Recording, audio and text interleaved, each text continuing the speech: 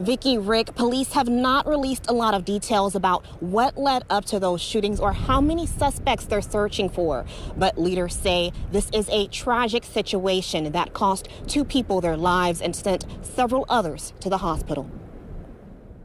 I'm gonna be processing this one for a minute. You know, even today, you wake up crying and then you get on with what you gotta do. Dr. Eddie Woods says that heartache of losing someone he cared for hasn't left him since Saturday night, when 2 people were shot and killed and 4 others were rushed to the hospital after being shot at Chickasaw Park. Very hard and it's always hard. It wasn't the first time it's happened, and you hope that it don't happen again. 28-year-old Deonji Goodman and 17-year-old David Huff were both killed Saturday night.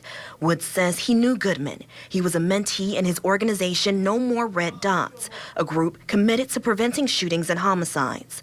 Woods says Goodman's death has made him wonder if more could have been done to save lives. Each time that it happens, you end up in a situation where you first go through the thing of, could I have said something different?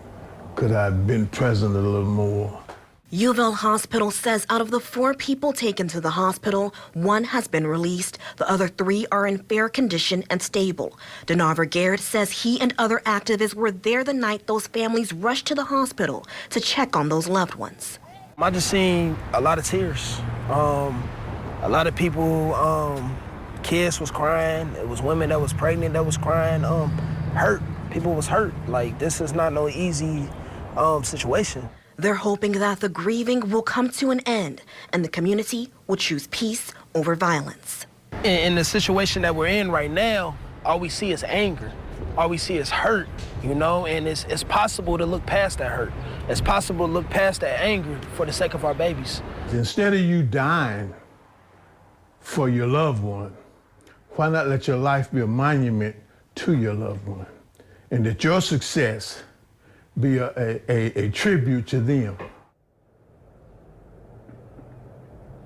Police say they are still actively investigating. Leaders are hoping anyone with information will contact LMPD. You can leave an anonymous tip or tell someone you trust what you know.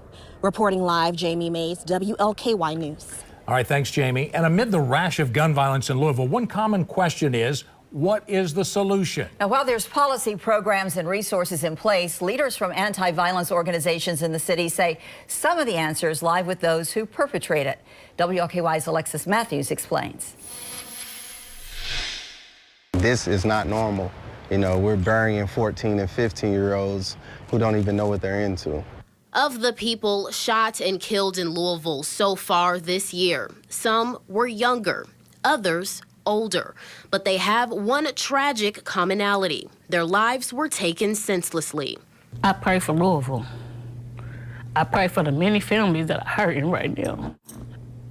Monday's mass shooting at Old National Bank, the deadly shooting at Chickasaw Park over the weekend, and several other instances of deadly gun violence in the span of that week.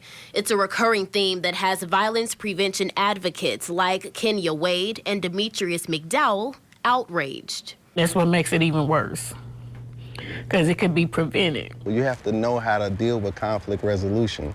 Like, everything doesn't have to be about a gun or aggression. But they are fueled to create safer communities, which they hope to achieve by talking directly to those who inflict violence.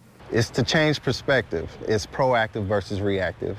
You know, being a product of your environment justifies some of the things that you do in your environment. But as a boss, you have to stand as an individual. Leaders say addressing violence in the community requires a multifaceted approach. It's why the Office for Safe and Healthy Neighborhoods has awarded 11 Louisville-based organizations already doing that work with a first-of-its-kind grant. Wade, who founded Cycle Breakers Breaking Chains, and McDowell's nonprofit, Bosses Not Bangers, were among the recipients of $20,000. Both organizations are focused on intervening in young people's lives early to direct or redirect their path and hopefully change the landscape of Louisville going forward. It's an everybody problem, not just a West End problem. as a collective, we can get things resolved and at least start something that potentially ends up where we need it to be. From Louisville, Alexis Matthews, WOKY News.